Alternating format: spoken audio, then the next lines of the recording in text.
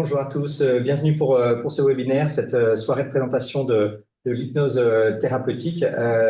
Donc vous êtes un certain nombre de participants, alors ce soir à la fois en présentiel et en distanciel. Donc on va balayer un certain nombre de sujets et ce soir nous aurons le plaisir d'avoir cette présentation faite par Elisabeth Barbier qui va se présenter dans un instant. Eh bien, écoutez, je vais commencer par vous présenter peut-être un certain nombre de points sur l'Institut d'hypnose. Alors, l'ordre du jour pour cette présentation, donc, on a essayé de balayer un certain nombre de sujets pour que vous ayez à l'issue de cette présentation une vision globale de ce qu'était l'hypnose thérapeutique. Si vous avez des questions durant la présentation, vous pouvez les envoyer dans le chat et puis on traitera ces questions soit au cours de la présentation, soit en fin de session, en fonction de si elles sont traitées ou pas dans le PowerPoint qu'on a prévu pour vous. Donc, on va faire une rapide présentation de l'IFH, présentation d'Elisabeth, et ensuite l'hypnose et les préconceptions, définir l'hypnose et neurosciences, l'hypnose et la pratique thérapeutique, comment peut-on se former et comment peut-on apprendre l'hypnose et un certain nombre de questions fréquentes. Alors, on vous a prévu également une rapide présentation de l'IFH en très synthétique. Donc, l'IFH est l'organisme le plus ancien de formation en hypnose thérapeutique en France. Il a été créé en 1990 par un professeur en psychologie qui s'appelait Didier Michaud. On a la particularité, depuis la création, de ne former que les professionnels de santé et dans leur domaine de compétences. L'ensemble de nos formateurs sont bien sûr alignés sur cette logique. C'est-à-dire qu'on a que des professionnels de santé dans nos formateurs. Chaque personne qui vient à l'IFH et qui suit une formation signe une charte éthique également, avec un certain nombre d'engagements sur sa pratique de l'hypnose. On travaille beaucoup sur l'hypnose, mais on travaille aussi sur la pédagogie. Il faut l'un et l'autre pour pouvoir transmettre efficacement ce savoir. Donc voilà pour les grandes lignes, sachant que l'IFH intervient à la fois donc à Paris, dans nos locaux parisiens, mais également dans un certain nombre de villes en France. Donc vous avez la carte qui s'affiche. En plus de ces villes prédéfinies, on intervient dans beaucoup d'établissements hospitaliers, des EHPAD, etc., qui ont recours à l'hypnose. Il est possible, au-delà de ces villes, par ailleurs, d'organiser des sessions spécifiques sur demande.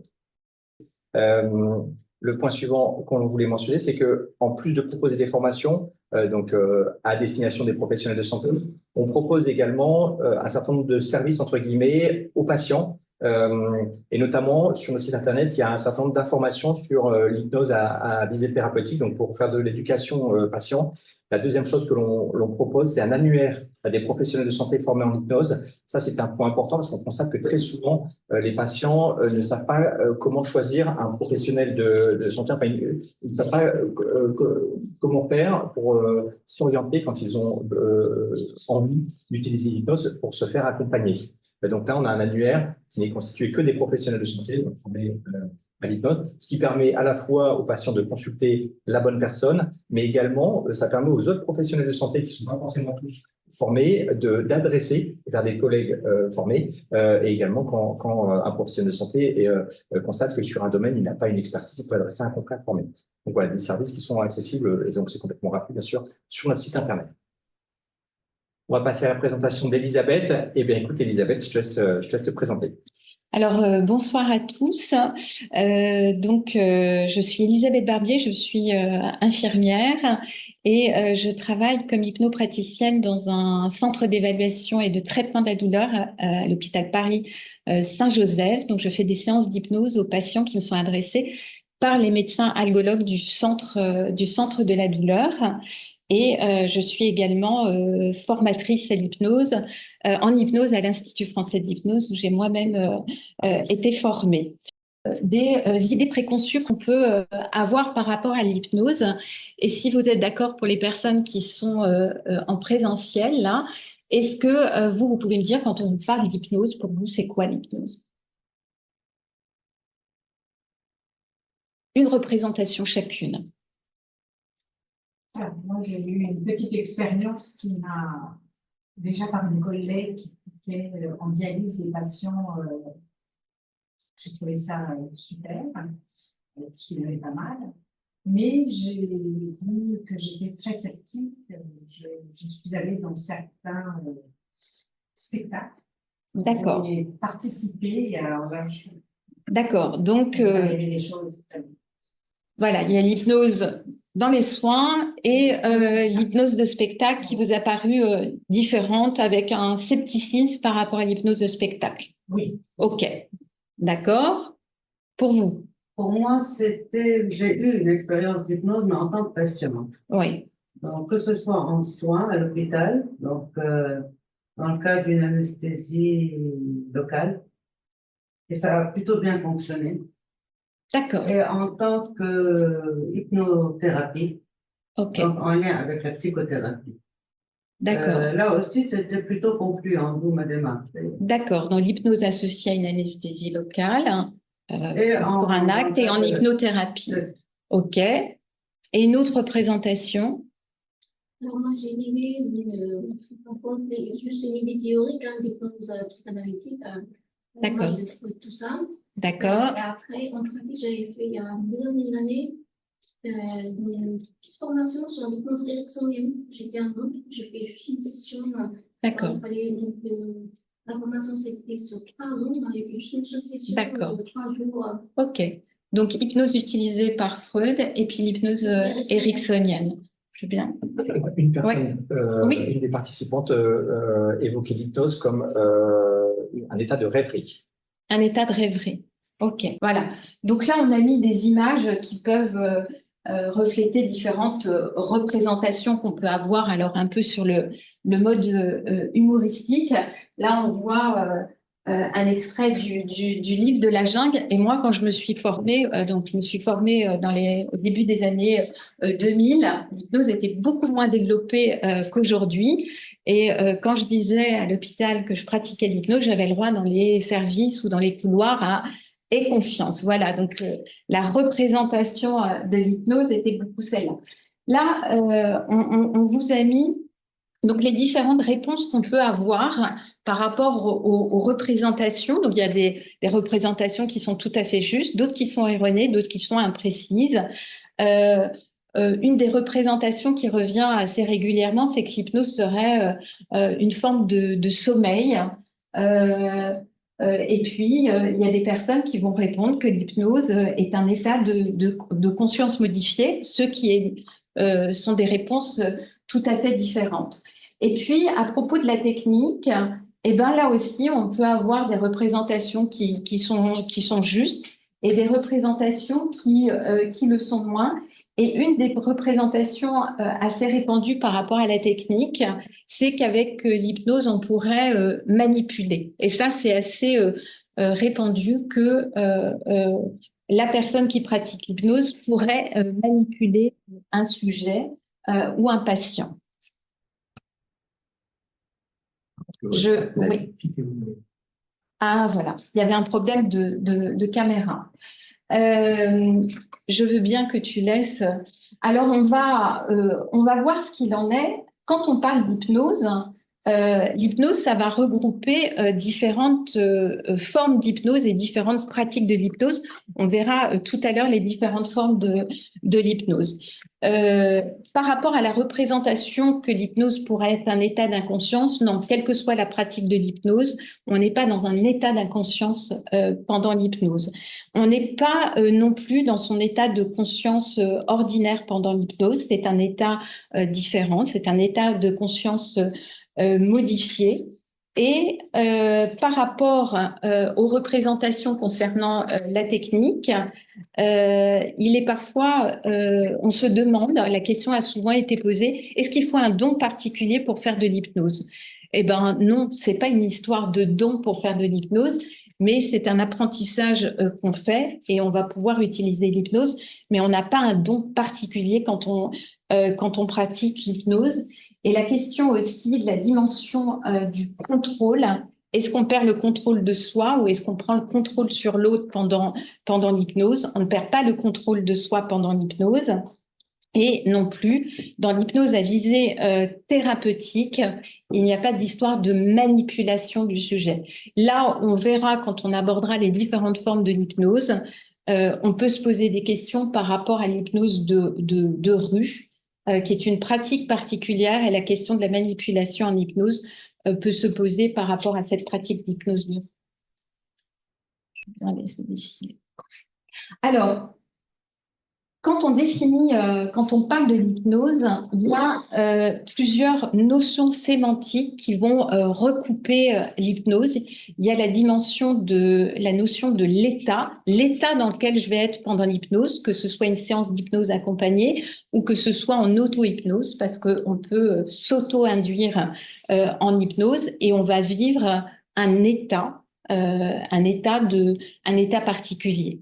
Il y a aussi dans la notion d'hypnose les techniques qu'on va utiliser. Donc, il y a différentes techniques qu'on va utiliser avec l'hypnose, dans les différentes formes d'hypnose et dans les différentes indications, des techniques qui sont apprises par le praticien en hypnose. Et puis, il y a la dimension relationnelle qui est importante. Et dans l'hypnose à visée thérapeutique, cette dimension relationnelle est particulièrement importante parce que pour pratiquer l'hypnose, on va avant tout établir avec le patient une alliance thérapeutique, un climat de partenariat et de collaboration.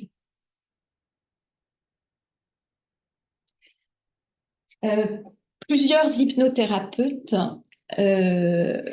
beaucoup de psychologues ou psychiatres ont apporté des définitions de l'hypnose. On va pas vous parler de toutes les définitions de l'hypnose. On a choisi de vous transmettre deux définitions, l'une apportée par le docteur Didier Michaud, qui est le fondateur de l'Institut français d'hypnose, et qui a défini l'hypnose comme un fonctionnement mental particulier caractérisé par un certain nombre de modifications le différenciant de l'état de veille habituel. Donc là, on parle du fonctionnement mental et de la différence entre l'état de veille et l'état hypnotique.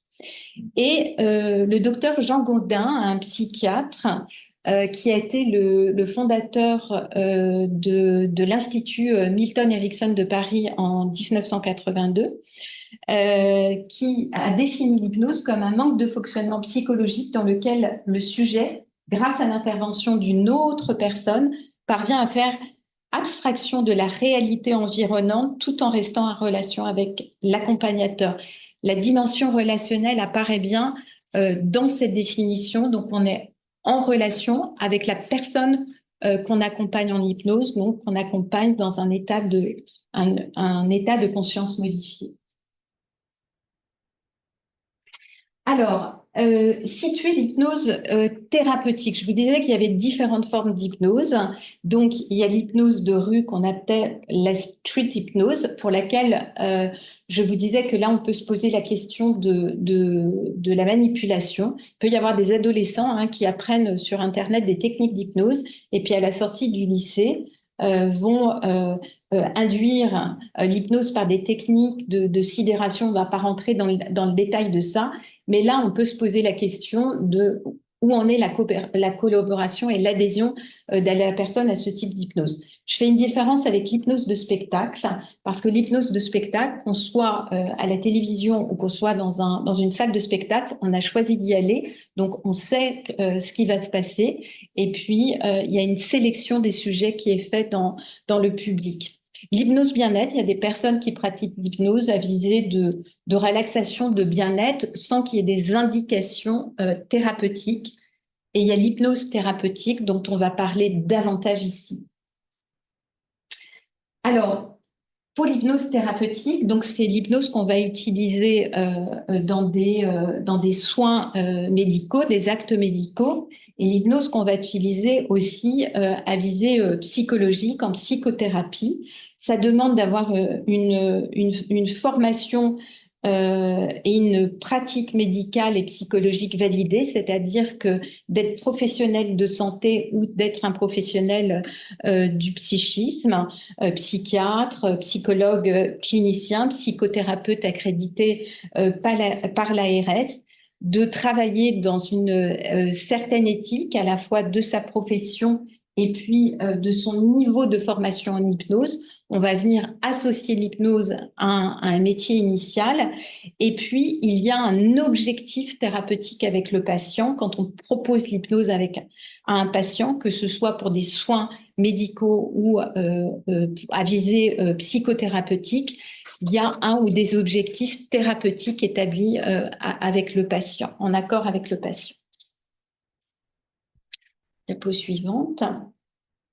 Alors, tous, ici en présentiel ou en visioconférence, vous avez connu, sans peut-être avoir bénéficié d'une séance d'hypnose à proprement parler, vous connaissez tous à des moments ce qu'on appelle l'hypnose naturelle, donc des états qui sont proches de l'hypnose, des états où notre conscience va être modifiée. Ces états qu'on peut rencontrer, par exemple, dans un état contemplatif quand on est dans la lune, par exemple. À ce moment-là, on est dans un état particulier et quand on regarde même une personne qui est dans la lune, elle a les yeux un peu dans le vague, on peut appeler cette personne.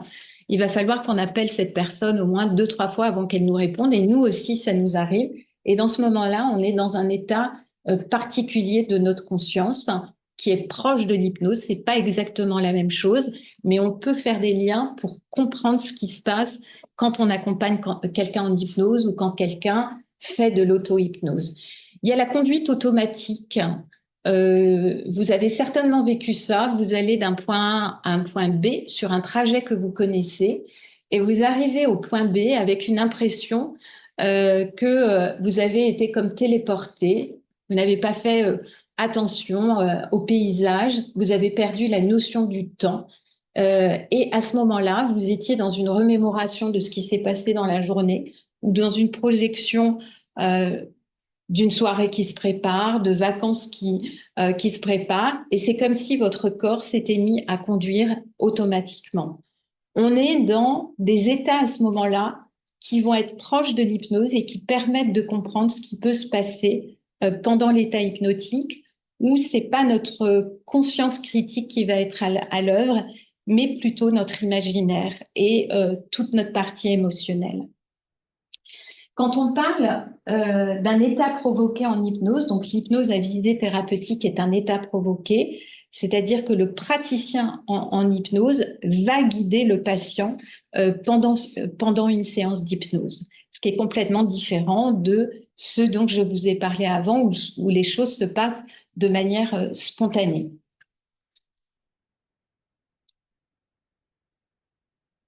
La diapo suivante. Oui. Ouais. Voilà. Merci. Oui, vous pouvez poser des questions. Bien pointer le mot dissociation. Oui. Parce que c'est des états de dissociation. Oui, ce sont des états de dissociation. De ce côté-là, c'est spontané et dès que c'est provoqué, on est dans l'hypnose. On est dans la dissociation. Voilà. Hypnotique. Oui. Guidé. Oui. Voilà. C'est juste là. Ouais. Et quand on fait de l'auto-hypnose, on s'induit aussi, on s'auto-induit, on est dans la dissociation, mais on est son propre inducteur de l'hypnose. D'accord? Mais là, c'est choisi. C'est-à-dire que c'est volontaire. On prend un temps pour faire de l'auto-hypnose. Alors, ce dont je vous ai parlé en hypnose naturelle, notre conscience le fait de manière spontanée. Quand je suis dans la lune, je me dis pas, bah tiens, je vais me mettre dans la lune. Ça se fait de manière naturelle parce que la conscience en a besoin. On ne peut pas être tout le temps dans un état de veille ou dans l'état de sommeil. Notre conscience va fluctuer au cours de la journée. Donc, dans l'hypnose, il y a la dimension état où il va y avoir une absorption de l'attention, une sensation de détente mentale, qui sont des caractéristiques de l'état hypnotique, une diminution du jugement et de la censure, c'est-à-dire que notre esprit critique est mis en veilleuse à ce moment-là au profit d'une ouverture sur l'imaginaire et davantage sur les émotions. Une modification du rapport à l'espace et au temps, souvent pendant une séance d'hypnose, on peut avoir une impression de contraction ou de dilatation du temps. Notre suggestibilité est accrue pendant l'hypnose. Nous sommes plus suggestibles pendant l'hypnose, ce qui est très intéressant à visée thérapeutique, puisque quand on propose l'hypnose à visée thérapeutique, on a un ou des objectifs thérapeutiques avec le patient. Et le fait que le patient soit plus suggestible pendant l'hypnose, eh ben, c'est intéressant pour l'efficacité thérapeutique. Ce qui dit suggestibilité accrue ne dit pas davantage manipulable. C'est pas parce qu'on est plus suggestible qu'on est plus manipulable, parce que s'il y avait des suggestions qui allaient à l'encontre de notre intégrité morale ou physique, on peut ne pas accepter la suggestion. D'accord ? Il y a un sentiment de double conscience pendant l'hypnose. Je suis à la fois, ça c'est la dissociation, à la fois acteur et observateur de mon expérience. Et puis, il y a la dimension relationnelle dont j'ai parlé tout à l'heure, cette importance de la confiance, de la collaboration, du partenariat entre le praticien en hypnose et le patient. On va utiliser en hypnose la communication thérapeutique. On se rend compte que quand on apprend à faire de l'hypnose, on apprend aussi à mieux communiquer. On va aussi être dans une attitude empathique, congruente avec le patient, et toujours cette dimension éthique dans la relation qui va être importante. Pourquoi je propose l'hypnose? Est-ce que je suis bien dans ce que je propose, je suis bien en lien avec les objectifs fixés avec le patient? Est-ce que je suis bien dans mon cadre de compétences?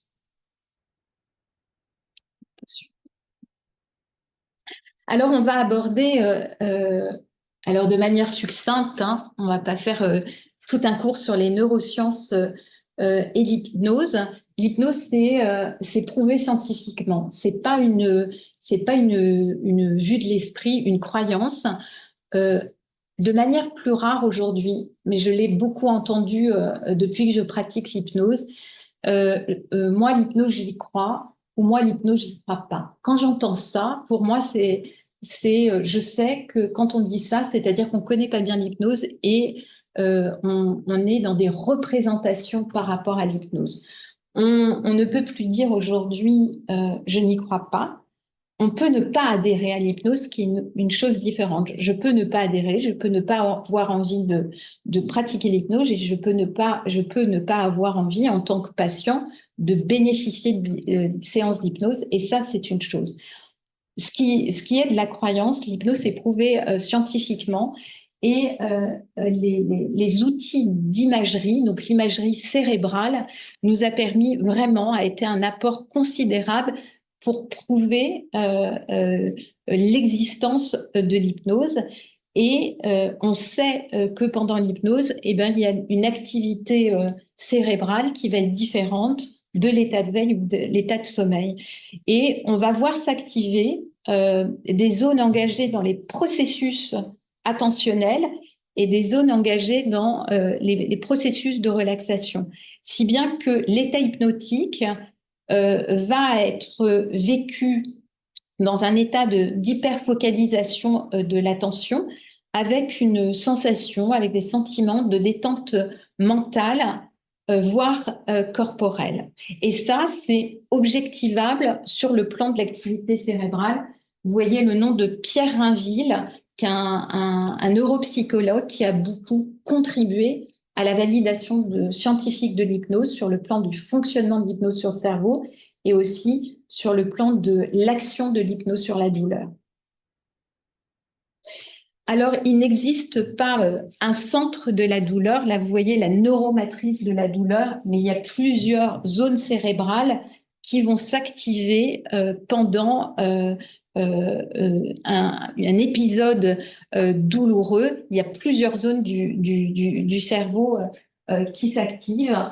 Et là, vous avez une représentation dans la neuromatrice de la douleur, des zones du cerveau qui vont être concernées par une expérience douloureuse.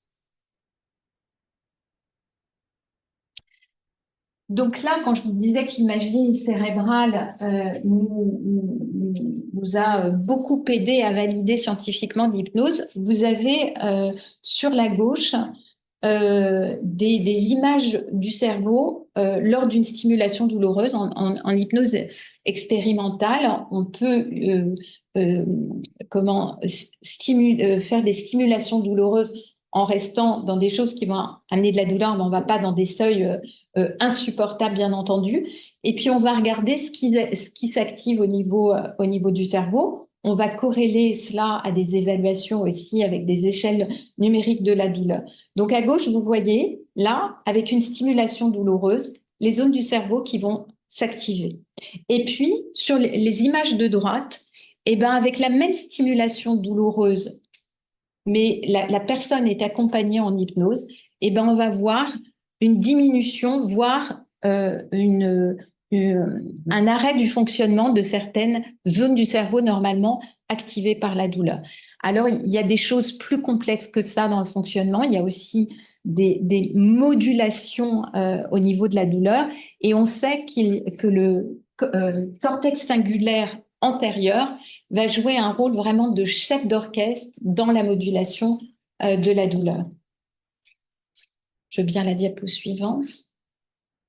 Donc là, ça c'est la représentation de l'information douloureuse quand on a une lésion douloureuse.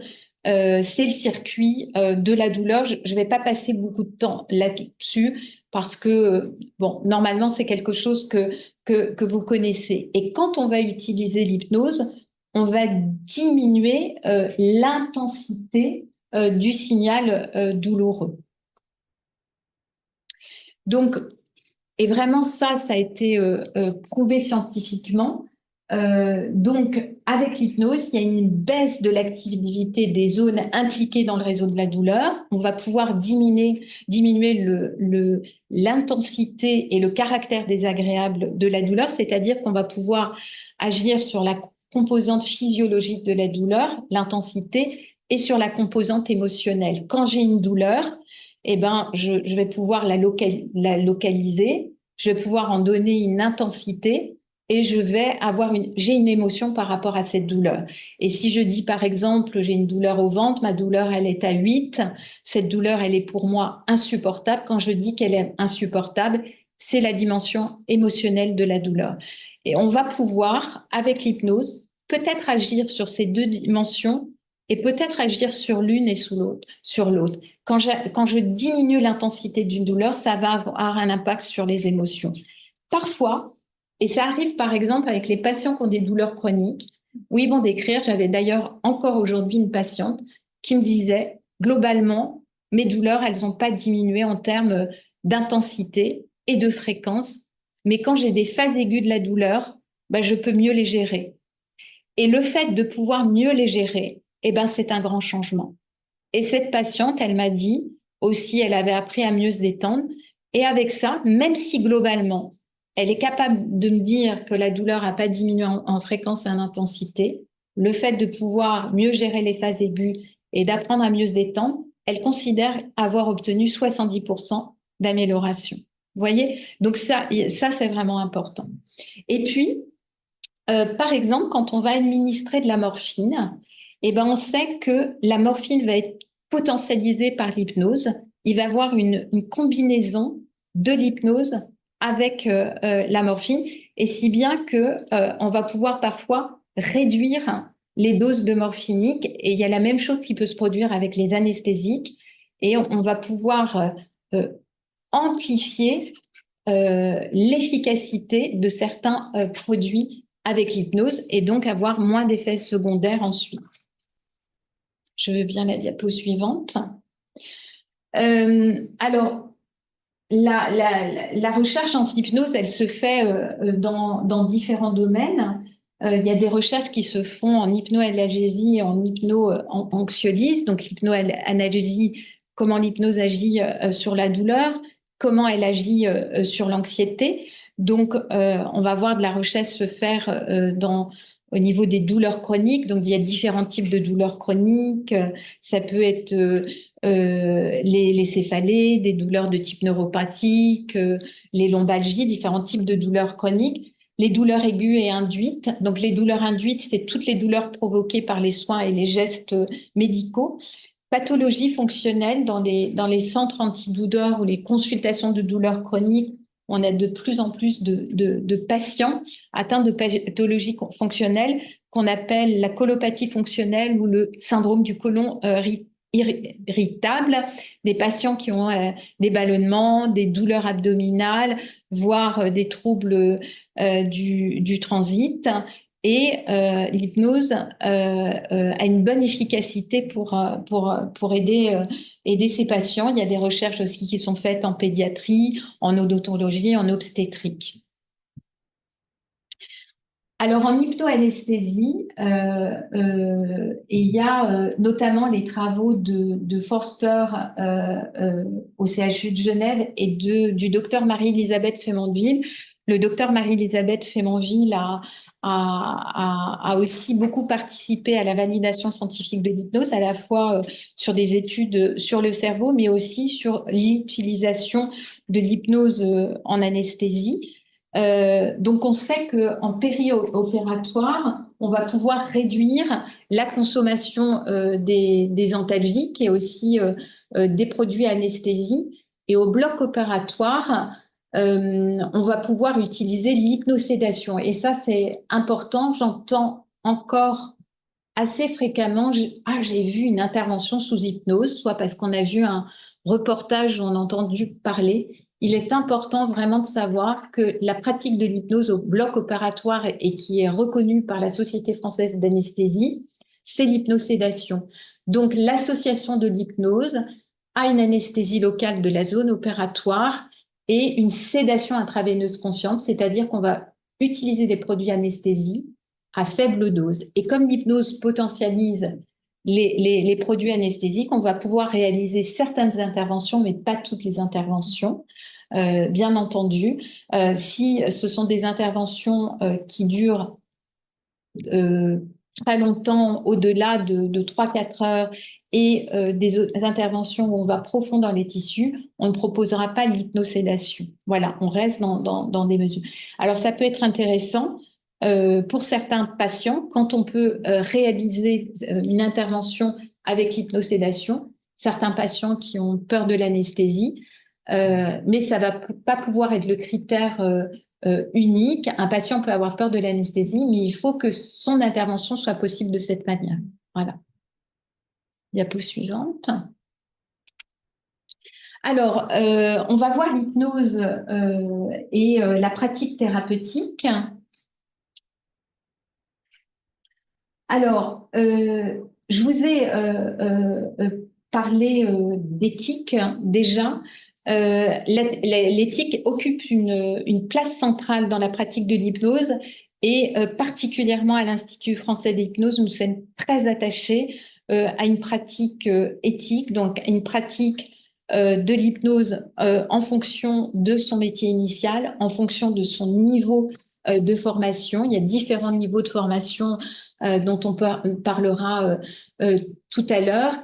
Et on va pratiquer l'hypnose avec évidemment un respect du patient, des attentes du patient, des objectifs communs avec le patient. Et c'est très important d'inscrire cette éthique dans sa pratique pour avoir une pratique sécurisée, à la fois pour le patient, mais aussi pour le praticien en hypnose. Parce que si on ne respecte pas cette éthique de travail, le patient peut être en insécurité. Et nous-mêmes, si on va au-delà de ses compétences en hypnose, on peut se retrouver dans des situations compliquées avec le patient. Donc l'éthique va être une protection pour ce binôme patient et soignant. Il y a deux branches de formation à l'hypnose, l'hypnothérapie et l'hypnoanalgésie ou l'hypnose dite médicale.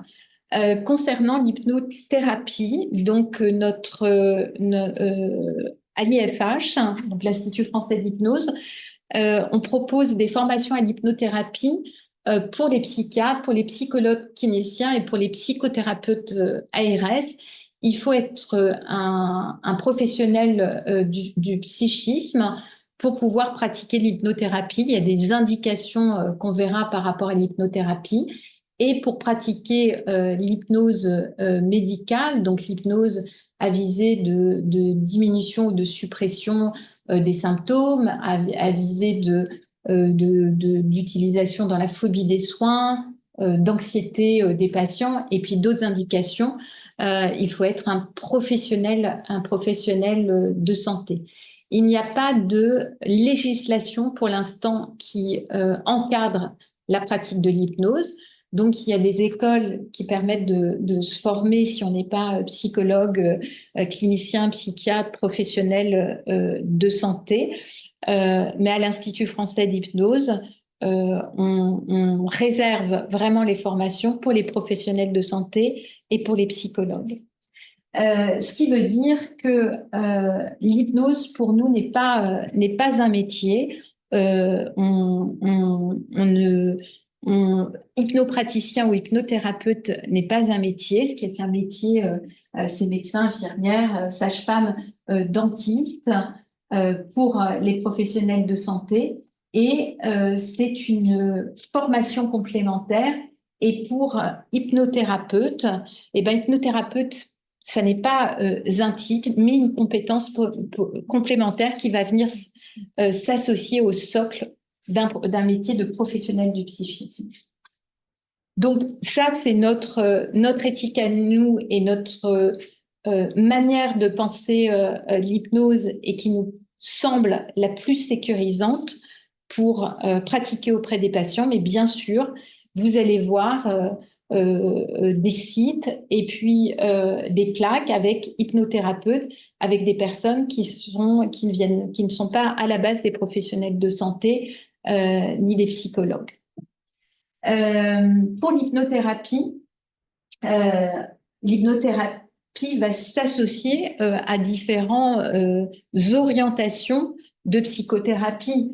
On peut avoir une orientation en thérapie cognitive et comportementale, l'approche onirique, l'approche de François Roustan, avoir une approche ericksonienne ou analytique et associer l'hypnose dans son approche initiale. Donc, il y a différentes manières de pratiquer l'hypnose en hypnothérapie. Et d'ailleurs, dans notre formation hypnothérapie, on a des formateurs qui ont initialement une branche de psychothérapie qui peuvent être différentes. Je veux bien la diapo suivante. Alors, les indications, donc dans le champ médical, donc il y a les douleurs aiguës et chroniques qui sont très différentes. C'est pas la même complexité, la douleur aiguë et la douleur chronique, et on va pas avoir les mêmes objectifs. Une douleur aiguë, on peut la diminuer, voire la faire disparaître.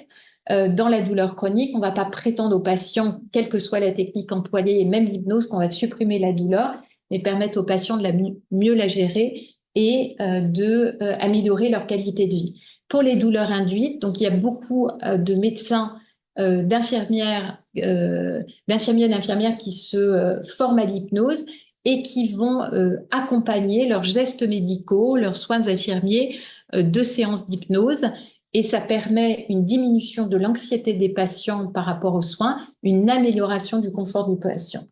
Les troubles anxieux associés aux soins ou à l'anticipation des soins, et puis il peut y avoir un travail sur les phobies associées aux soins, mais même sans aller dans la phobie, l'anxiété par rapport aux soins, elle est très fréquente chez les patients. La pathologie fonctionnelle, le syndrome du côlon irritable, on en a parlé. L'hypnosédation, j'en ai parlé aussi. Pour la psychologie clinique, la psychothérapie, la gestion des émotions, le syndrome de stress post-traumatique, les différents troubles addictifs, les troubles du comportement alimentaire, les troubles phobiques pour faire un vrai travail sur les phobies et les troubles anxio-dépressifs. La diapo suivante. Alors, c'est important, on a parlé des différentes indications où on peut pratiquer l'hypnose. C'est important de parler des contre-indications à l'hypnose. Donc, dans les contre-indications, il y a la schizophrénie, la paranoïa dans les épisodes aigus. Ce n'est pas une contre-indication formelle pour les psychiatres formés à l'hypnose. C'est-à-dire que les psychiatres ont l'habitude de travailler et d'aborder ce type de patients et vont pouvoir adapter l'hypnose par rapport à des patients et des pathologies qu'ils connaissent bien. Mais si on n'est pas psychiatre, on va éviter, quand on connaît ce type de diagnostic, on va éviter de proposer l'hypnose à ces patients. Si on n'a pas connaissance de ce diagnostic, quand on a une impression de bizarrerie, d'étrangeté dans la relation avec le patient, on va préconiser pour les professionnels de santé qui ne sont pas des psychiatres de peut-être proposer de la relaxation, mais pas de proposer de techniques dissociatives comme l'hypnose. Le refus formel du patient. C'est-à-dire que nous, on peut penser, quand on est formé à l'hypnose, que ça peut être bénéfique pour le patient. Si le patient refuse parce qu'il a des idées préconçues par rapport à l'hypnose, on va prendre le temps de lui expliquer. Et si malgré ces explications-là, il n'a pas du tout envie d'hypnose, on va proposer autre chose. Il ne faut pas vouloir à tout prix faire de l'hypnose, puisque on fait bien de l'hypnose dans un objectif commun avec le patient. Et si le patient n'a pas envie de cette pratique-là, eh ben, on va lui proposer autre chose. Et aussi, dans les contre-indications, c'est exercer hors de son champ de compétences, parce que si on fait ça, eh ben, on peut mettre le patient et on peut se mettre soi-même en insécurité, ne pas savoir comment faire. Les limites, qui ne sont pas des contre-indications mais des limites, un patient qui va être sédaté avec une perte de conscience, un patient dans le coma, alors il peut arriver avec des patients dont on ne sait pas le niveau de conscience. Peut-être ça m'est arrivé d'avoir un patient en réanimation qui ne pouvait pas communiquer, qui avait des soins de kiné ou de mobilisation où le kinésithérapeute pensait que ça pouvait être inconfortable pour le patient, et de demander à la famille ce qu'aimait le patient, par exemple un lieu agréable, voilà, et de tenter d'accompagner le patient dans un lieu agréable. Et on s'est rendu compte que pendant la séance d'hypnose, il y avait plus de détente musculaire. Donc là, on peut penser que l'hypnose avait un impact. Donc c'est bien une limite et pas une contre-indication, mais quand on ne connaît pas le niveau de conscience, on peut voir si on obtient quelque chose comme ça de relaxation qui pouvait être mesuré par le kinésithérapeute. Le handicap mental sévère, les démences avancées, les troubles cognitifs majeurs, on va pouvoir proposer l'hypnose à des personnes qui ont des troubles cognitifs, mais quand ils sont majeurs, par exemple une maladie d'Alzheimer très avancée où la personne ne peut pas se concentrer, on va avoir des difficultés à la faire imaginer, ben on va avoir des limites à proposer l'hypnose. La surdité non appareillée.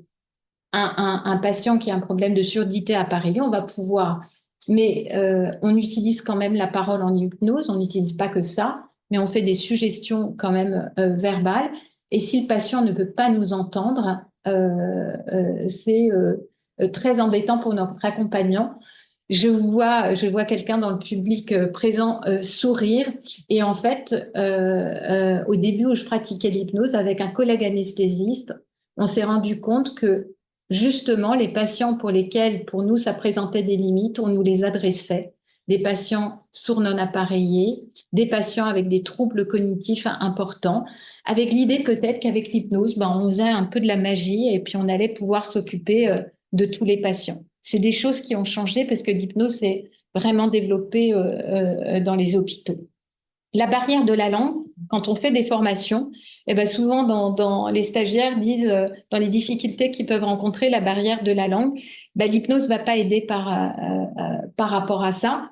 Peut-être qu'on peut trouver quelques mots communs et on va adapter l'hypnose et arriver à dire au patient sur quoi il peut se concentrer, mais on va pas pratiquer d'une manière habituelle. Si on n'a aucun mot commun, ce qui m'est arrivé, je ne pouvais pas proposer l'hypnose avec une patiente polonaise une fois. Moi, je parle pas de polonais, elle parlait ni français ni anglais. Je ne pouvais pas faire un accompagnement hypnotique avec cette patiente. Alors, Elisabeth, on a une question de Oui. Cédric qui demande dans quelle mesure l'hypnose peut-elle être utilisée dans une logique préventive pour améliorer les comportements, par exemple, pour mieux gérer son sommeil, pour se libérer du tabac, pour développer une activité sportive?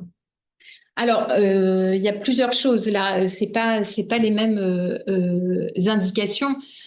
Si je reprends le tabac préventif par rapport au tabac, ça serait pour éviter de se mettre à fumer, mais on va plutôt utiliser l'hypnose dans le sevrage tabagique. Par rapport au sommeil, ce qui va bien fonctionner, c'est d'apprendre l'auto-hypnose et vraiment une pratique de l'auto-hypnose régulière au cours de la journée ou même avant de dormir va améliorer la qualité du sommeil pour l'endormissement, pour la durée des sommeils et pour un sommeil de meilleure qualité, avoir l'impression au réveil qu'on a dormi profondément. Et il y avait une question par rapport à la préparation sportive.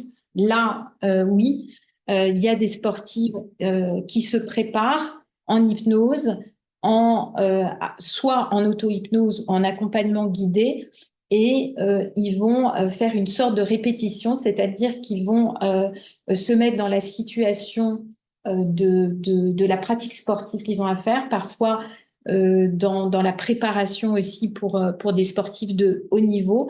Et comme au niveau du cerveau, ce qui se passe en hypnose, il y a une partie du cerveau qui prend l'imaginaire comme si c'était la réalité. Donc quand on fait une préparation en s'imaginant faire une activité physique, pour le cerveau, c'est comme s'il l'avait fait.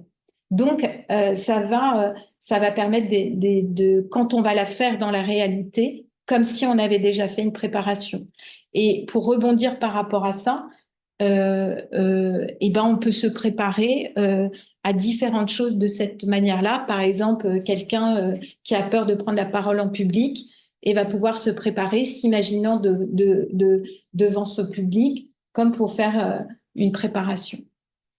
Très bien, merci. Et une autre personne demande si l'hypnose peut être utile pour gérer les troubles des comportements alimentaires. Oui, je l'ai évoqué dans les différentes indications pour la psychologie, psychothérapie. Il y avait les troubles du comportement alimentaire, mais je précise bien que cette indication s'adresse aux psychiatres et aux psychologues. Après, il peut y avoir chez les personnes qui vont travailler dans des services de psychiatrie où on s'occupe des troubles du comportement alimentaire, il peut y avoir un travail commun avec les psychiatres, mais c'est important, c'est vraiment une pratique de l'ordre de la psychothérapie pour les troubles du comportement alimentaire. Est-ce qu'il y avait d'autres? Ok, je veux bien la diapo suivante. Donc, l'hypnose s'emploie là où l'on pratique, donc en fonction de sa profession, en fonction de la formation reçue, spécifique à un domaine et spécifique au niveau de formation qu'on a reçu. Je vous ai dit qu'il y avait différents niveaux de formation et en fonction de son niveau de formation, on ne va pas pouvoir répondre à toutes les indications parce que on n'aura pas, suivant la durée de la formation, on n'aura pas pu aborder tous les domaines de l'hypnose.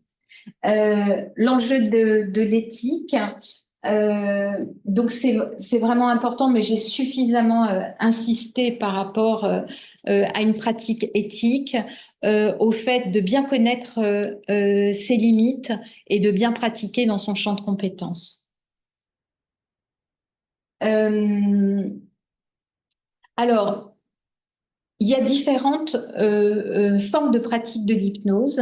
Donc de l'hypnose à visée thérapeutique. Il y a ce qu'on appelle l'hypnose conversationnelle. Donc l'hypnose conversationnelle, c'est une pratique de l'hypnose qui prend la forme d'un dialogue patient-soignant, mais dans cette forme de dialogue, on va utiliser des outils hypnotiques.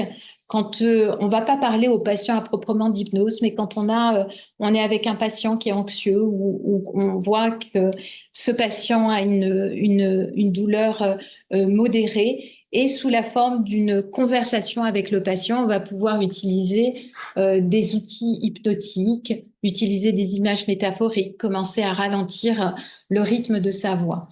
Il y a une pratique de l'hypnose plus formelle où on va indiquer au patient qu'on fait une séance d'hypnose avec des différentes étapes l'hypnose formelle va s'inscrire dans des temps bien précis pour ça. L'auto-hypnose, donc, nous apprenons l'auto-hypnose aux patients et par exemple pour les patients qui ont des symptômes chroniques comme la douleur chronique, il est important de leur apprendre l'auto-hypnose. Comme dans la chronicité, on ne va pas supprimer les symptômes, mais apprendre aux patients à mieux les gérer, à améliorer leur qualité de vie.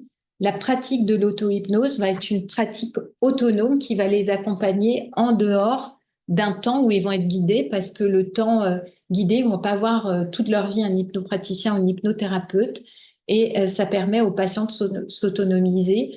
Et c'est vraiment un confort pour les patients et un sentiment d'être acteurs de leur prise en charge. Alors, il y a différents secteurs dans lesquels on va pouvoir pratiquer l'hypnose. On peut pratiquer l'hypnose en ville, en libéral. On peut pratiquer l'hypnose à l'hôpital. On peut pratiquer l'hypnose en consultation ou en accompagnement des soins. Les indications vont être multiples et le profil des patients va être multiple. On peut pratiquer l'hypnose avec les personnes âgées, avec les enfants, avec les adultes de tout âge, en fonction du lieu où on travaille, en fonction des indications pour lesquelles on voit les patients et le public qu'on a. Moi, j'ai un public, par exemple, d'adultes. Je ne pratique pas l'hypnose auprès des enfants, mais j'ai des collègues qui vont travailler avec des enfants, qui vont pratiquer l'hypnose auprès des enfants, et puis des personnes qui ont un public varié, qui peuvent travailler avec des personnes âgées, des enfants, et puis des adultes qui ne sont pas des personnes âgées. Par exemple, il y a des psychologues en libéral qui peuvent avoir un public varié et parfois dans certains services. La dénomination des personnes qui pratiquent l'hypnose, quand on parle d'hypnotiseur, c'est réservé à l'hypnose de spectacle. Parfois, j'entends, je suis allée voir un hypnotiseur pour arrêter de fumer, je reprends toujours. On va voir un hypnopraticien ou un hypnothérapeute quand c'est à visée thérapeutique, mais l'hypnotiseur, c'est réservé aux personnes qui pratiquent l'hypnose de spectacle.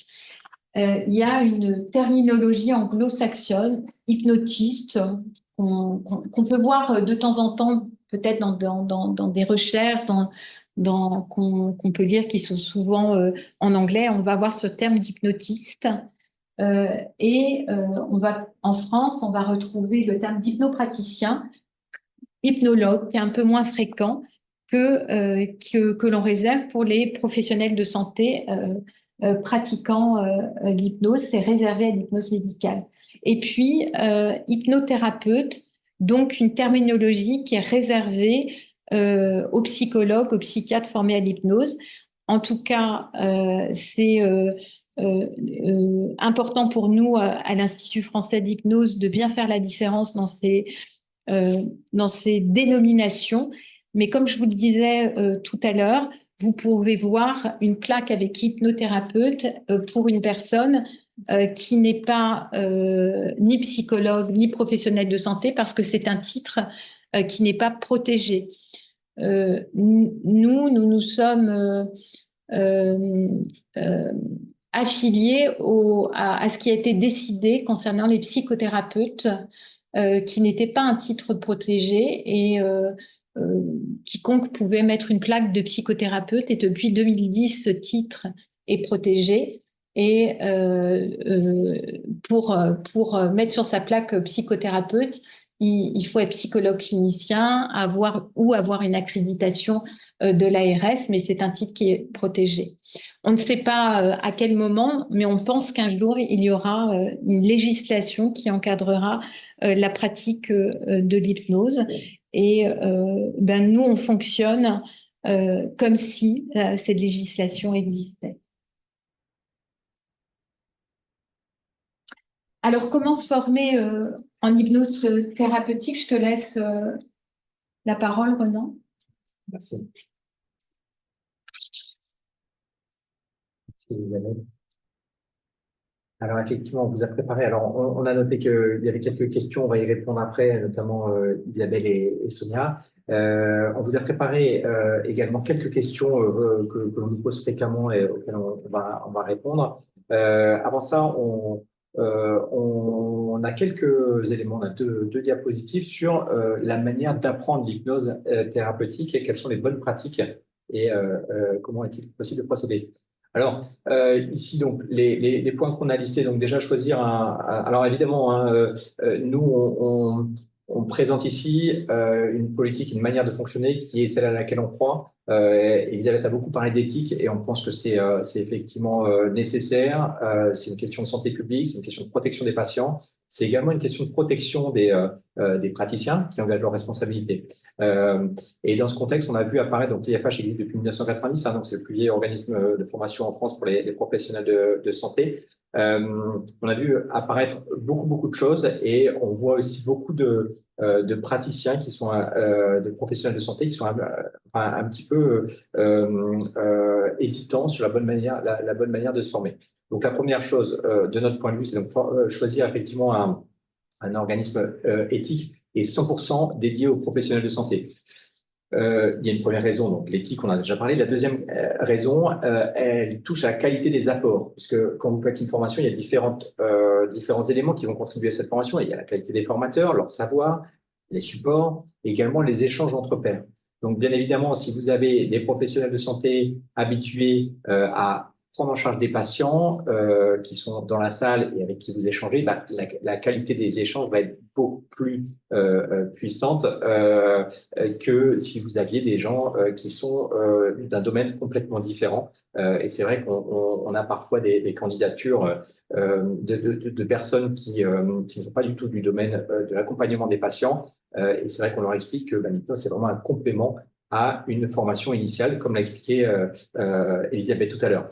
On est dentiste grâce à l'hypnose, on va plus loin dans l'accompagnement patient, mais une formation en hypnose, évidemment, ne va pas vous faire devenir dentiste. Ça paraît évident avec les dentistes. Ça l'est parfois moins avec la profession de psychologue. Le psychologue aussi, c'est un vrai métier. Et donc, une formation en hypnose va vous permettre d'aller plus loin dans la psychologie, mais une simple formation en hypnose ne va pas vous permettre de devenir psychologue. Donc, attention également aux déclarations abusives visibles sur Internet. Tout à l'heure, Elisabeth en parlait aussi. L'hypnose est utile dans certains cas et dans d'autres cas, elle ne fonctionne pas, elle n'est pas utile. Donc, attention à ces éléments. Attention également aux fraudes au CPF. Certains organismes présentent des formations d'hypnose. En fait, c'est du coaching avec une petite touche d'hypnose pour obtenir des financements de l'État, ce qui n'est pas légal. Donc, bien vérifier la profession des intervenants, qui est bien 100% d'intervenants professionnels de santé, voir également les professions des anciens élèves et la nature de leur pratique. Ça, ce sont des éléments qui peuvent vous renseigner sur une pratique éthique et qualitative.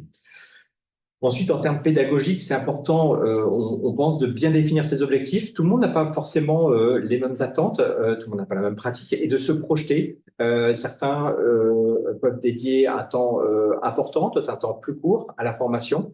Et donc, il y a différentes modalités de formation qui existent, et donc il faut choisir chaussures à votre pied. et également une formule qui permet une évolution ultérieure, parce que la formation, en fait, il peut y avoir plusieurs couches successives que l'on peut ajouter, et donc c'est intéressant d'y réfléchir quand vous vous lancez dans un projet de formation.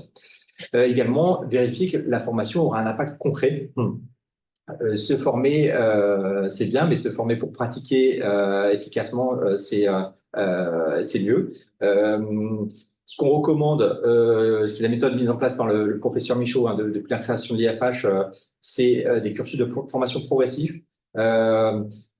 Les formations flash, donc parfois certains, vous voyez des formations très très concentrées sur quelques jours. En fait, ça ne marche pas, ça donne l'impression aux apprenants que ça fonctionne, mais en fait, très rapidement, on le voit, la pratique n'est pas là, donc les apprentissages s'oublient. Par contre, une formation progressive avec différents modules, des intercessions, un retour sur le terrain, une pratique, des échanges entre pairs en retour, et ça fait un certain nombre de fois au cours de cycles de formation. Là, on sait que c'est efficace. On sait également qu'une formation à 100% e-learning en hypnose, ça ne fonctionne pas. Donc voilà, on transmet l'information. Il y a juste certains contenus qu'on peut transférer, mais c'est quelque chose de très descendant. Mais pour la pratique de l'hypnose, il est nécessaire d'être en présentiel. Donc, et des programmes, bien sûr, très orientés vers la pratique. Et donc, une bonne ingénierie pédagogique va contribuer, va permettre une pratique effective dans la durée et un vrai impact professionnel. L'impact professionnel, ça, c'est également un point à vérifier. Est-ce qu'il y a, par exemple, un réseau d'anciens ou un annuaire des diplômés qui permettent de faire rayonner, de faire savoir aussi ses compétences.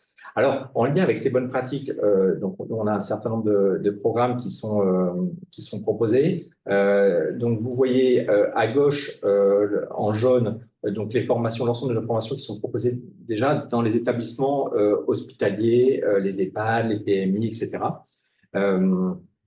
Et donc ça, ce sont des formations que l'on fait sur mesure. Donc, une personne qui veut se former, soit elle peut se former individuellement, ce sera la partie centrale en nos locaux, soit la partie à gauche en jaune dans l'établissement. Et donc là, ce sont des groupes de 10, 15 personnes, un peu plus parfois, mais quand même pas trop pour respecter une bonne qualité de formation et d'interaction. Et là, on peut avoir toute une diversité de thématiques. Sur la partie centrale, vous voyez les formations qui sont proposées en nos locaux. Donc, si on commence tout en bas, en bleu, c'est la découverte, la communication. Là, vous découvrez et vous améliorez votre communication thérapeutique. La partie, et donc à droite, vous voyez les formations qui sont proposées dans cette thématique. Les formations application métier, là, l'idée, c'est de pratiquer rapidement l'hypnose dans le cadre spécifique de votre métier. Par exemple, hypnose au cabinet dentaire, hypnose obstétrique. Là, on est sur quelque chose de spécifique, ce qui fait qu'on peut avoir des durées de formation qui sont relativement courtes, 7 à 10 jours, en 4 modules, pour avoir cette montée en compétences progressive et cet ancrage qui va se produire, cet ancrage des apprentissages. Là, vous êtes dans votre métier, et vous pouvez pratiquer très rapidement. On vous incite fortement même à pratiquer, ce qui fait que dans ce domaine spécifique, vous avez déjà une bonne maîtrise. Ensuite, en 7 à 10 jours, bien sûr, on ne peut pas vous transmettre tout type d'apprentissage. Et il y a des thématiques qui nécessitent un certain temps d'intégration. C'est pour ça qu'on a des programmes en rose. Là, c'est expertise. Ce sont des programmes sur 24 et 26 jours. Il y en a deux, un en hypnose médicale, hypnonalgésie, et le deuxième en hypnothérapie, puisque ce sont vraiment deux sujets très différents. Et là, vous avez des parcours qui sont modulables, donc vous pouvez personnaliser le parcours. Vous avez une grande diversité d'intervenants et vous allez plus loin dans les thématiques qui sont traitées. Si on prend l'hypnose médicale, par exemple, on peut aborder la question de la douleur chronique, qui ne peut pas être traitée dans un cursus application métier en 7 à 10 jours, parce que la douleur chronique est trop complexe. Donc, on est vraiment transparent sur ces sujets. Il y a des sujets qui sont trop complexes pour être maîtrisés rapidement. Sur la question de l'hypnothérapie, là aussi, le cursus dure 26 jours, donc 2 ans. Et là aussi, en hypnothérapie, dans le domaine de la psychothérapie, ce que nous remontent très fréquemment les participants, c'est qu'on a besoin de temps pour s'approprier ces techniques. Les connaître, c'est une chose, mais les intégrer dans sa pratique psychothérapeutique, là, c'est quelque chose qui nécessite un certain temps, d'où ce programme qui qui s'étend sur une certaine durée. Et ensuite, une fois que les personnes sont formées, donc si elles ont suivi soit une formation application métier en vert ou une application expertise en rose, eh bien, il est possible de continuer de rafraîchir et d'approfondir ces connaissances avec des séminaires thématiques qui durent en général 2 jours. Ça peut aller jusqu'à 6 jours sur certaines thématiques, par exemple le psychotraumatisme.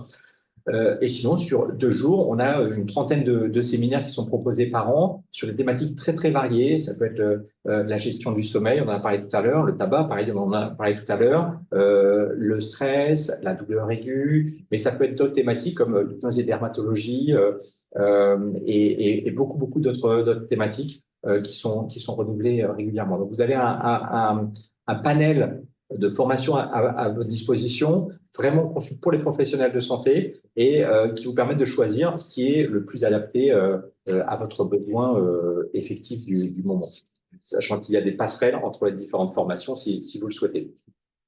Je vais passer rapidement et on va poursuivre avec les questions. Peut-être un dernier point, puisque c'est une question qu'on nous pose régulièrement sur les modalités de formation.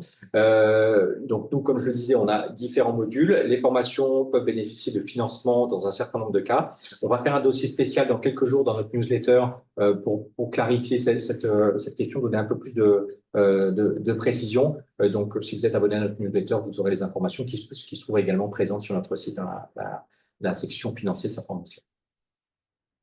Sur ce, je vous propose de passer aux questions fréquentes. Alors, on va aborder les différentes questions qui peuvent être posées par rapport à l'hypnose à visée thérapeutique. Alors, est-ce que tout le monde est hypnotisable?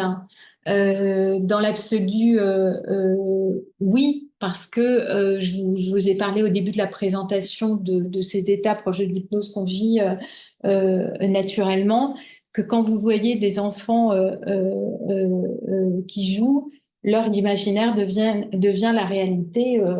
La petite fille devient cette princesse. Il y a des petits garçons à un moment donné qui adorent être un pompier ou un policier. Ils deviennent vraiment, ils sont dans le personnage. On n'est pas tous hypnotisables de la même manière. C'est-à-dire que il y a des personnes qui vont entrer en hypnose par une focalisation visuelle, par exemple. Je suis en train d'admirer un arbre, je suis dans la nature en train d'admirer un arbre, et puis cette vision-là de l'arbre va focaliser mon attention et je peux me laisser absorber au point d'entrer en hypnose. Et c'est quelque chose qu'on va utiliser dans l'hypnose accompagnée, d'utiliser différents modes de focalisation qui peuvent convenir à tel ou tel patient. Il y a des focalisations auditives, il y en a qui vont rentrer en hypnose plus par un son, le son de la voix, le tempo de la voix, une musique qu'ils peuvent entendre. Et puis, d'autres personnes vont être plus focalisées par le synesthésique ou kinesthésique. Par exemple, une sensation, je sens la feuille d'un arbre sur ma peau, je sens la chaleur du soleil sur ma peau, je vais être davantage focalisée sur cette sensation-là. Donc, dans l'absolu, nous sommes tous hypnotisables, mais nous n'entrons pas forcément en hypnose de la même manière, par la même voie. Oui. L'autre, oui. Alors, utiliser l'hypnose prend-il du temps au départ? Oui, au début de sa formation, eh ben on n'est pas, on maîtrise pas encore, on n'est pas un expert de l'hypnose. Donc, ça va nous prendre plus de temps de pratiquer l'hypnose. Et par exemple, si on associe l'hypnose à un soin, ben le fait de mettre en place l'hypnose dans l'accompagnement d'un soin, au début, on va augmenter le temps de sa prise en charge. Alors, pas d'une manière non plus débordante, mais Voilà, il y a un apprentissage qu'on fait, on sait faire le soin, on va proposer l'hypnose dans un soin qu'on sait faire, mais au début, on va augmenter. Mais au fur et à mesure de l'apprentissage de l'hypnose, eh ben, on va passer de la maîtrise à l'expertise, et ce qui va faire qu'on peut même gagner du temps, parce qu'on va avoir des moyens de mieux prendre en charge l'anxiété des patients et de mieux prendre en charge le confort du patient. Donc, contrairement à l'idée répandue que l'hypnose serait chronophage, ça va dépendre de son niveau de pratique. Mais quand on maîtrise bien l'hypnose, on peut gagner du temps sur certains soins ou certains actes. Donc, quand on débute l'hypnose et qu'on se dit ah là je vais pas pouvoir parce que ça me prend trop de temps, il faut se laisser un peu de temps. Et quand on apprend l'hypnose, ben il y a une formation progressive, et on va apprendre avec des étapes pédagogiques. Alors je veux bien l'autre diapo. La dernière. Alors, suis-je sûre de pouvoir pratiquer à l'issue de ma formation? Oui. Alors, comme je vous disais, il y a des étapes dans la formation. Il y a un processus pédagogique qu'on apprend par étapes. On expérimente l'hypnose. Alors, on expérimente l'hypnose déjà en formation avec ses collègues de formation. Il y a beaucoup d'exercices pratiques, et en fonction de ce qu'on apprend, et ben aussi, on propose l'hypnose aux patients pendant sa formation. On va proposer ce qu'on sait faire pendant sa formation. Donc, c'est une compétence qui va s'améliorer au fur et à mesure. Et puis l'hypnose, c'est avant tout quelque chose de naturel. Quand les gens viennent en formation, ils se rendent compte que sans parler d'hypnose, il y a des choses qu'ils proposent aux patients et qui sont déjà de l'hypnose. Donc, on vient formaliser certaines choses et les enrichir. Pendant qu'on est en formation et même après, mais déjà pendant la formation, on a une pratique supervisée, c'est-à-dire qu'on va être supervisé par des pairs. Et quand on pratique auprès des patients et qu'on peut rencontrer certaines difficultés, que ça ne s'est pas passé comme on voudrait, on a rencontré une difficulté avec un patient, et ben on peut présenter pendant sa formation des cas cliniques et puis avoir le regard, les conseils d'un superviseur qui va vous permettre de mieux comprendre comment améliorer les choses. La progressivité de la pratique, j'en ai parlé, et ce qui est important, c'est vraiment de mettre en place des choses auprès des patients dans ce qu'on a appris, de ne pas devancer non plus des choses qu'on n'aurait pas suffisamment bien apprises, et du coup, on se met en sécurité, on met la sécurité aussi du patient en place. Alors là, on a fait le tour des questions Ouais. qui étaient prévues. On a peut-être des questions dans la salle. Sinon, je peux... Est-ce que vous avez des questions ici en présentiel déjà? J'ai une question. Par rapport à nos diplômes, nous on a obtenu, on a l'ordre infirmier. Est-ce que c'est une pratique supplémentaire que l'on doit déclarer au niveau ARS, ou bien c'est plus tellement l'ARS maintenant, mais c'est par rapport à notre ordre, c'est quelque chose que l'on doit rajouter à notre diplôme, ou bien en fait, on a des assurances quand même par rapport à notre cadre juridique. Bon. Est-ce que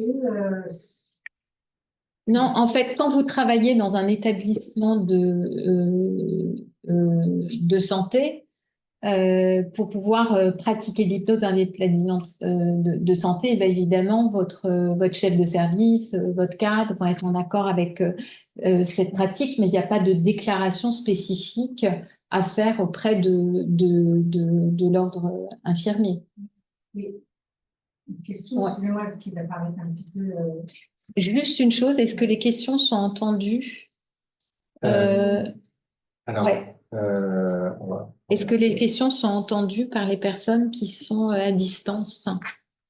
Euh, normalement, oui, la barre de son permet de D'accord. capter. Si vous n'entendez Ouais. pas bien à distance, Oui, n'hésitez pas à oui. nous mettre un message Oui, les dans le questions chat. sont entendues. OK. Ouais. Dans un service, quand on travaille dans un service, moi je suis en dialyse, Oui. par exemple, est-ce que il faut que nos médecins, puisqu'on a plusieurs médecins, est-ce qu'ils doivent valider, est-ce qu'on doit déjà leur faire preuve déjà de nos compétences et de leur faire valider nos pratiques au niveau des patients, ou bien, vous savez que dans certains services, les médecins sont très protocolaires et ils ont des idées bien arrêtées sur tel et tel patient. Est-ce que on doit leur donner le choix du patient ou bien on reste quand même maître parce qu'on sait bien que Alors, soigner parfois reste compliqué. Pour avoir une pratique confortable, là je ne vais pas parler dans un cadre législatif, hein, mais je vais parler dans un cadre de bonne pratique et pour assurer le confort de chacun. Quand on pratique l'hypnose au sein d'une équipe ou donc des patients qui vont être vus par les médecins et puis dont vous occupez, déjà, c'est important que votre équipe sache que vous pratiquez l'hypnose, peut-être de faire une présentation de l'hypnose parce que si il peut y avoir des idées préconçues, pas bien connaître et savoir ce que vous pouvez apporter aux patients et de dire que vous allez pouvoir proposer l'hypnose et que ça se passe dans un accord avec les médecins. Ça va être plus confortable parce que ce qu'on pourrait vous reprocher, vous avez pratiquer l'hypnose, mais qu'est-ce que c'est que ça? Enfin, voilà, donc le mieux, c'est vraiment d'informer ses collègues, que ce soit les médecins, que ce soit vos collègues infirmières, que vous disposez de cette pratique et que vous allez pouvoir la proposer aux patients. Et puis, de toute façon, au bout d'un moment, on va voir les bénéfices auprès des patients. Moi, quand je me suis formée, j'étais la seule formée dans mon équipe. Je vous dis, j'avais le droit et j'avais demandé au chef de service, à la CAD, de pouvoir proposer l'hypnose. Et puis petit à petit, mes collègues ont vu ce que ça apportait aux patients et venaient me demander parfois de les accompagner lors d'un soin et de faire une séance d'hypnose aux patients.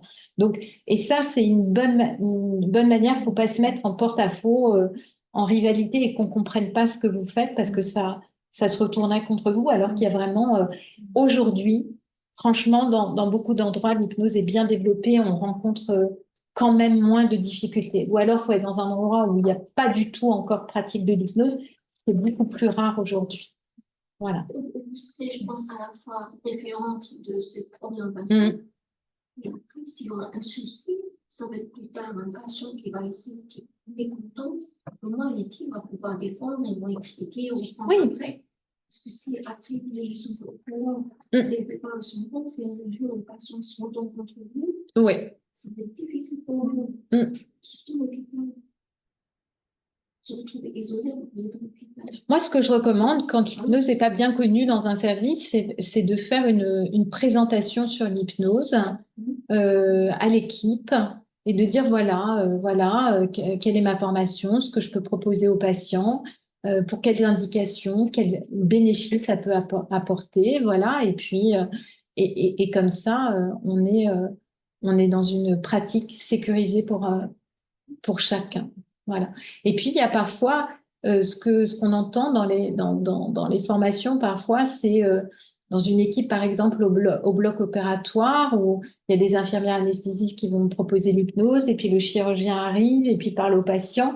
Je dis, mais est-ce que vous avez pris le temps d'expliquer de comment tous les intervenants pouvaient s'autoréguler autour du patient? Parce que parfois, c'est parce qu'ils ne connaissent pas bien, et moi, je l'ai rencontré en travaillant en équipe et j'ai vu que c'était pas spontané quand par exemple, j'ai fait de l'hypnose pour accompagner des patients pour la pose d'une chambre implantable, donc un cathéter veineux central parce que je travaillais dans un centre de cancérologie et je pouvais démarrer l'induction hypnotique et puis l'infirmière qui pouvait dans la salle demander au patient est-ce que vous êtes allergique à la bétadine? Et je me suis dit, ah, c'est moi qui viens de commencer à aider le patient à entrer en hypnose, de poser des questions sur la bétadine. Et je me suis rendu compte au bout d'un moment, c'est parce que ben, eux, ils ne savaient pas comment ça se passait. Il fallait que je leur explique. Et en fait, c'est des questions qui pouvaient être posées en amont. Et une fois que j'ai bien expliqué, les choses se sont améliorées. Voilà. Mais parfois, on a l'impression qu'on vient casser notre travail. Mais c'est parce qu'on a, on n'a peut-être pas assez présenté ce qu'on faisait et on ne s'est pas assez mis en accord avec l'équipe. Est-ce qu'il y a d'autres questions dans... Oui, alors il y a une question. Ah, pardon. Allez-y. Peut-être une question, mais un peu plus théorique. Ça me trotte toujours la différence entre l'hypnose et la méditation. Et notamment l'auto-hypnose et la méditation. Et souvent, c'est... Ouais, la question est souvent posée. Tu peux Oui. répéter la question Oui, en fait, la différence, la question qui est posée, c'est la différence entre l'hypnose, l'auto-hypnose, la méditation. Et je disais que c'est une question qui est souvent posée.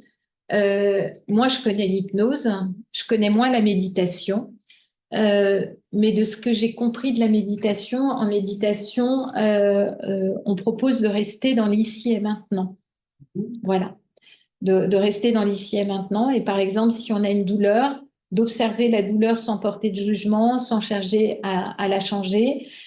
Si on peut visualiser un paysage, mais tout en restant ici, en visualisant le paysage. En hypnose, on peut proposer ça, mais souvent on va vous proposer d'y aller. Par exemple, si je visualise un paysage, mais je vais aller dans ce paysage. C'est pas que de le visualiser comme si j'étais un spectateur dans une salle de cinéma, c'est-à-dire que je vais vivre ce moment-là comme si j'y étais. Et ça, c'est une vraie différence entre l'hypnose et la méditation en termes de vécu, d'effet. Ouais. Mais après, la frontière est peut-être, est-ce que quand on fait de la méditation, est-ce qu'on est vraiment en méditation? Est-ce qu'on est en hypnose?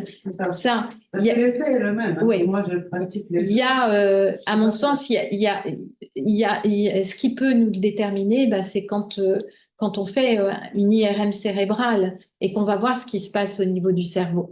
Après, ce qui est dans un vécu qui peut être subjectif, je pense qu'il y a des gens qui sont en hypnose pendant la méditation et d'autres qui pensent faire de l'hypnose et peut-être qui sont dans un état méditatif. La frontière est ténue. On pose souvent la question avec la sophrologie aussi. Alors, peut-être deux ou trois petites questions des personnes qui sont en ligne. Une question de Bertille qui demande s'il est possible, quand on a suivi une formation dans un établissement, de poursuivre avec une seconde formation à l'Institut français d'hypnose. Oui, c'est possible. Donc, il suffit lorsque vous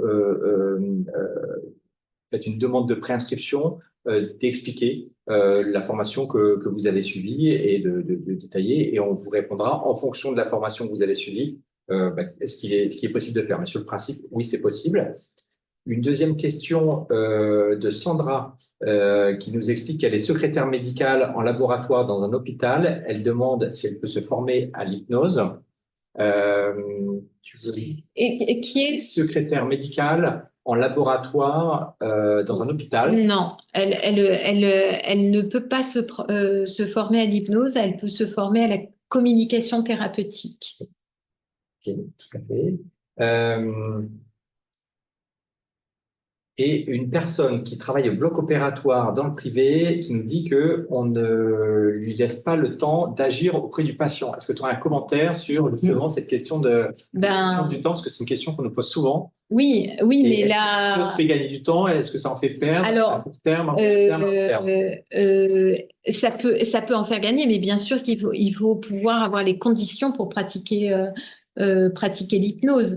Et peut-être, qu'est-ce qui fait qu'on ne lui laisse pas de temps? Est-ce que c'est parce que il y a une crainte que l'hypnose va prendre trop de temps parce que moi, je sais que j'ai rencontré beaucoup cette difficulté où l'idée, c'était que l'hypnose, c'était chronophage et je disais, mais si vous sortez de cette idée, vous nous laissez faire, on va bien se roder les uns des autres et vous allez voir qu'on va pas augmenter le temps des prises en charge. Mais là, s'il y a des sortes de bâtons dans les roues qui sont mis d'avance, donc peut-être que là, c'est peut-être d'expliquer à son équipe, comme je disais tout à l'heure, les besoins qu'elle a et puis ce qu'elle peut apporter aux patients.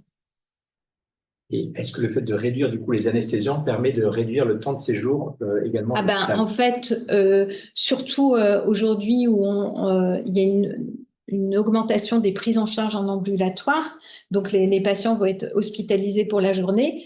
Moins ils ont consommé de produits, moins ils vont avoir d'effets secondaires. Et on sait que quand on récupère de manière plus rapide, quand il y a une moins d'utilisation de produits anesthésiques. Donc, ça peut être un argument aussi auprès de ces équipes, surtout avec le développement de l'ambulatoire, de la réhabilitation précoce des patients. Très bien. Et peut-être une autre question de Isabelle concernant l'utilisation. Est-ce qu'on peut utiliser le lieu de sécurité pour un accompagnement au bloc opératoire ou d'autres techniques? Je ne sais pas si tu peux répondre brièvement. Ça va dépendre du patient. Oui, on peut l'utiliser, mais pas de manière systématique. Je peux pas répondre à cette question comme une recette qui sera applicable, mais ça va être fonction du patient et puis de la situation dans laquelle on est. Mais on va pas pouvoir se dire systématiquement au bloc opératoire, je vais pouvoir proposer le lieu de sécurité. Donc, ça rejoint le point que tu as dit tout à l'heure sur l'absence de protocole et l'adaptation nécessaire au cas spécifique. Au contexte, aux patients. Ouais. Et écoutez, merci beaucoup. Si vous voulez rester en contact, il y a plusieurs canaux, donc soit notre newsletter, les comptes Facebook, Instagram, LinkedIn, la chaîne YouTube également sur laquelle il y a quelques replays. Et tous les liens sont accessibles directement sur notre site internet, donc hypnose.fr. Écoutez, merci beaucoup pour votre présence. Encore désolé pour les difficultés techniques sur la visio. Et puis, au plaisir de se retrouver pour une autre session webinaire. Merci, au revoir. Merci beaucoup, Elisabeth. Merci à tous. Au revoir. Au revoir.